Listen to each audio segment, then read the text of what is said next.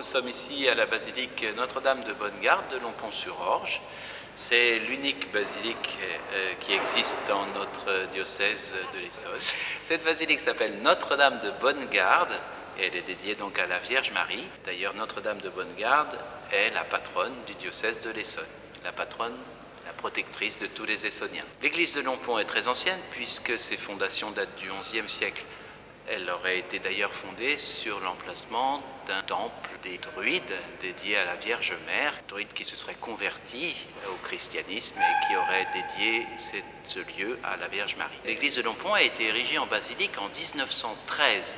Basilique, c'est un privilège qui est donné à une église de pèlerinage. C'est une église pour les pèlerins. Alors cette église de Lompont, elle est aussi église paroissiale pour les gens de la paroisse de Lompont et de Villiers-sur-Orge, mais elle est aussi église de pèlerinage, et ici on a l'habitude d'accueillir les pèlerins. Il y a environ 180 basiliques en France. En Île-de-France, elles sont essentiellement concentrées à Paris. Bien sûr, on connaît Montmartre, Notre-Dame, le Perpétuel Secours, Notre-Dame des Victoires. Dans le reste de la banlieue, il y a Argenteuil et la basilique de Saint-Denis, mais Saint-Denis est plutôt la cathédrale. Donc nous sommes la rare basilique de banlieue active encore de nos jours. Une basilique, c'est un lieu de pèlerinage, un lieu reconnu de pèlerinage. C'est un privilège qui vient du pape. Elle peut être dédiée à toutes sortes de saints qui font l'objet de pèlerinage, mais bien sûr beaucoup de basiliques sont dédiées à la Vierge Marie, mais pas seulement. On connaît bien sûr Lisieux ou Ars. Alors il y a 4 basiliques majeures qui sont toutes les 4 à Rome, bien sûr, et puis les autres basiliques sont des basiliques dites mineures. Alors pour indiquer qu'une église est basilique, la tradition veut qu'on y mette un pavillon et une petite clochette qu'on appelle un tintabulo.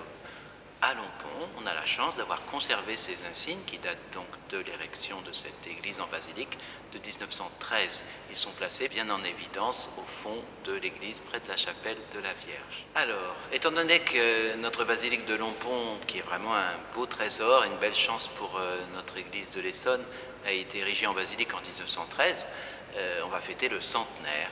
Ça va donner lieu à une année de jubilé, c'est-à-dire une année de fête, une année de grâce, où peut-être c'est l'occasion de redécouvrir ce beau lieu. Cette fête du jubilé commencera le 8 décembre avec la fête de l'Immaculée Conception et se terminera le 1er novembre 2013 avec la fête de la Toussaint, puisque l'autre spécialité de la basilique de Lompont, c'est le reliquaire. Vous êtes tous très chaleureusement invités à venir ouvrir ce jubilé avec notre évêque samedi 8 décembre à 18h30, ici même à Lompont. Traditionnellement, l'ouverture d'un jubilé, c'est ouvrir aussi une porte qui sert moins.